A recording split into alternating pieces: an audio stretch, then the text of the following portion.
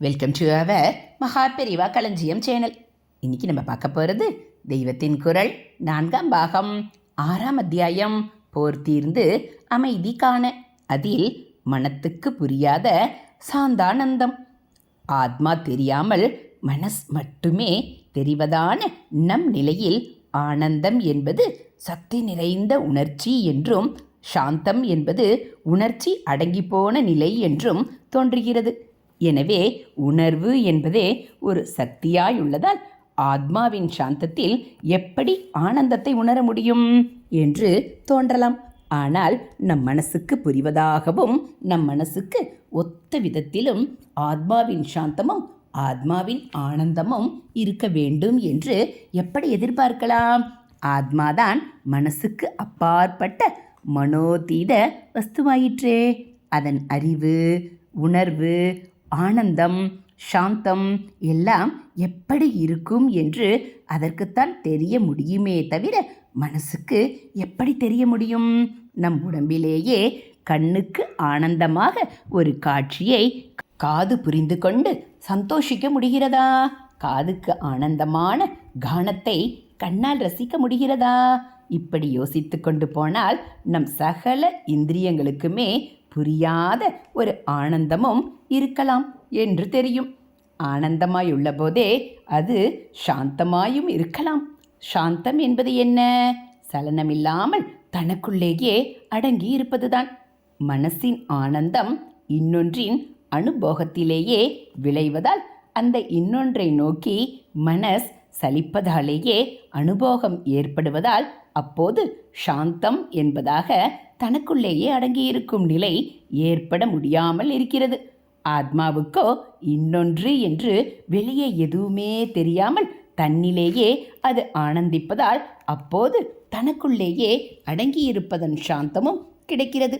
மனசுக்கு அதீத சக்திகள் உண்டாகும் போது அது அமானுஷ்ய ஆற்றல்களை பெறும்போது மனுஷ்ய சக்திக்கு மேற்பட்ட கந்தர்வர்கள், பித்ருக்கள், தேவர்கள் ஆகியவர்களுக்கு படிப்படியாக ஒருத்தரை விட இன்னொருத்தருக்கு பல மடங்கு ஆனந்தம் சித்திக்க முடியும் என்று தெரிகிறது.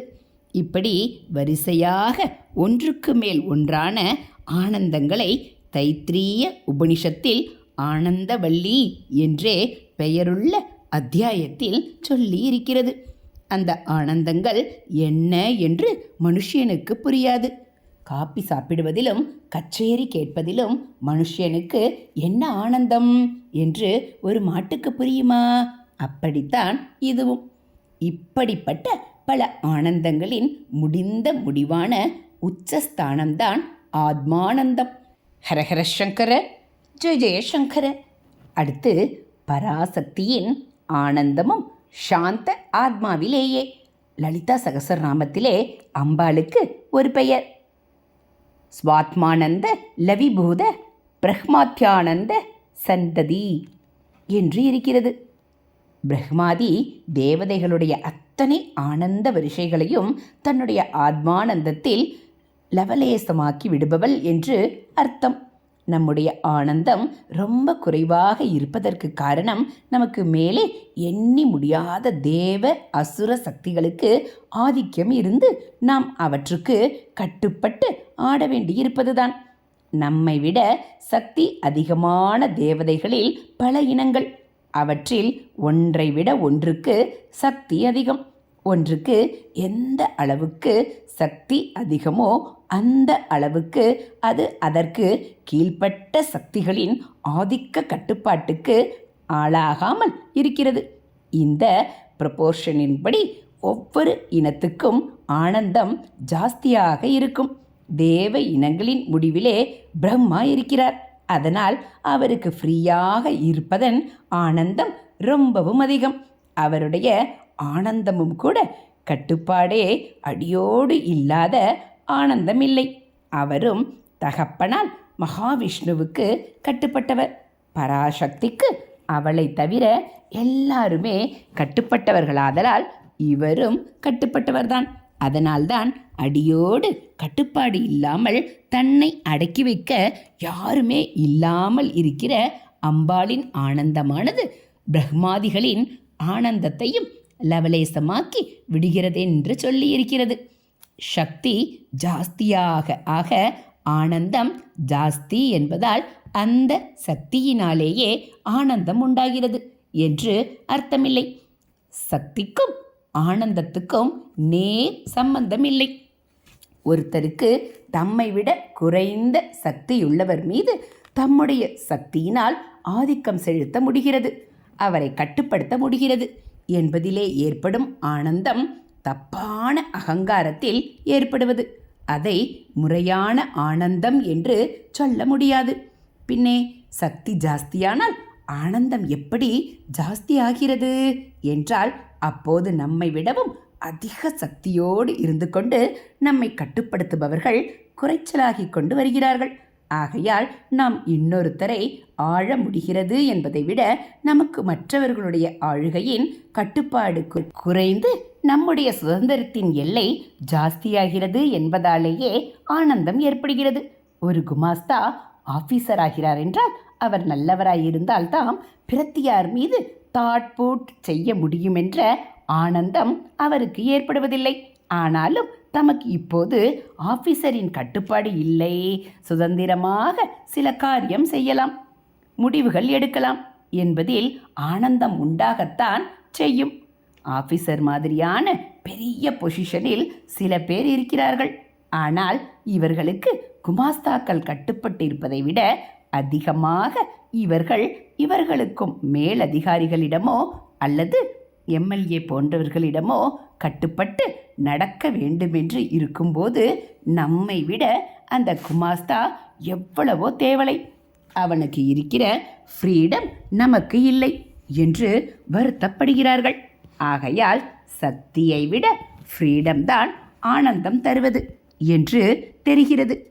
பெரிய கம்பெனிகளில் மேனேஜராக கொடிக்கட்டி பறந்த சில பேர் ராஜினாமா பண்ணிவிட்டு அதோடு கம்பேர் பண்ணி பார்க்கும்போது ரொம்ப சின்னதாக சொந்தத்தில் கம்பெனி ஆரம்பிக்கிறார்கள். ஏன் இப்படி வருமானம், வசதி எல்லாவற்றையும் குறைத்து கொண்டு சொந்த பிஸ்னஸ் ஆரம்பித்திருக்கிறீர்கள் என்று கேட்டால், அதுவா, அங்கே என்னதான் பெரிய பொறுப்புகள், பெரிய வருமானம் முதலானது இருந்தாலும் மேலே உள்ள டைரக்டர்களுக்கு ரொம்பவும் ஒபே பண்ணி கொண்டு இருக்க வேண்டியிருந்தது. அவர்கள் கண்ட்ரோல் தாங்காமல் தான் பாக்கி சமாச்சாரங்களில் நஷ்டம் ஏற்பட்டாலும் ஃப்ரீயாக இருக்கணும் என்று சொந்த பிஸ்னஸ் ஆரம்பித்தது என்கிறார்கள். ஆகையினால் சுவாதந்திரியத்தால் தான் சந்தோஷமே தவிர சக்தியினால் இல்லை. சக்தி அதிகமாகும்போது சந்தோஷம் அதிகமானாலும் கூட அது அப்போது தங்கள் மீது கட்டுப்பாடு குறைவதால் ஏற்படுவதுதான். அதனால்தான் இங்கே பராசக்தியின் பரமானந்தத்தை சொல்லும்போது கூட அவளுடைய மகாசக்தியால் ஆனந்தம் உண்டாகிறது என்கிற அபிப்பிராயத்தை கொடுக்காமல் ஸ்வாத்மானந்த என்று சொல்லியிருக்கிறது. அதாவது அவளுக்கு தன்னுடைய சக்தியை குறித்து ஆனந்தம் ஏற்படாமல் கட்டுப்பாடே இல்லாமல் பரம சுதந்திரத்தோடு இருக்கும் ஆத்மாவை அனுபவித்து கொண்டிருப்பதிலேயே இப்படி மகதானந்தம் ஏற்படுகிறதென்று காட்டியிருக்கிறது. ஆத்மாவுக்கும் சக்திக்கும் சம்பந்தம் இல்லை. சக்தி என்பது வெளியிலே காட்டி இன்னொன்றை நல்லதாகவோ கெட்டதாகவோ பாதிப்பதிலேயே உள்ள விஷயம். ஆத்மாவுக்கு வெளி என்று ஒன்று இல்லை. அது எதையும் எந்த விதத்திலும் பாதிப்பதும் இல்லை. சக்தி துவைதத்தை குறித்தது, ஆத்மா அத்வைதம். சாக்ஷாத் பராசக்திக்கும் கூட சக்தியினால் இல்லாமல் சாந்தமாக ஆத்மாவை அனுபவிப்பதாலேயே உத்கிருஷ்டமான மிகவும் உயர்ந்ததான ஆனந்தம் ஏற்படுகிறது. சக்தி ஒரே குணமயம், காரியமயம். ஆத்மா நிர்குண நிஷ்கிரியம். அதைத்தான் சிவம் என்பது. ஆத்மானந்தம் என்கிறார் போல் சிவானந்தம் என்றுதான் வார்த்தை உண்டே தவிர சக்தியானந்தம் என்று இல்லை. பராசக்திக்கும் ஆனந்தம் ஆத்மாவில்தான், சிவத்தில்தான்.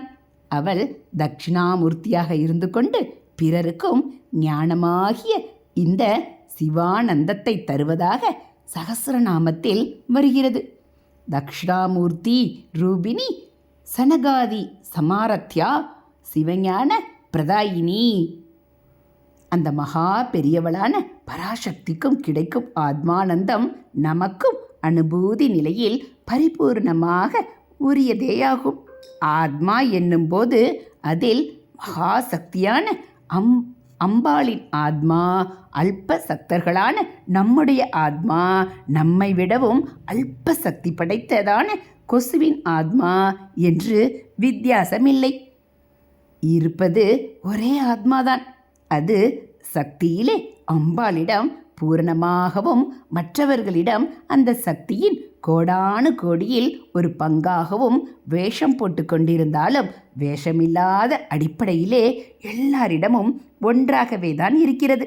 அதனால் ஒரு பிரம்மாவே கூட துவைத நிலையில் இருக்கும்போது பெறக்கூடிய ஆனந்தத்தை விடவும் கோடி கோடி மடங்கு பெரிதான ஆனந்தத்தை நாம் அத்வைதமாக ஆத்மானுசந்தானம் பண்ணும்போது அனுபவிக்கலாம். அந்த ஆனந்தம் எப்படிப்பட்டதென்று இப்போது நமக்கு புரியாது.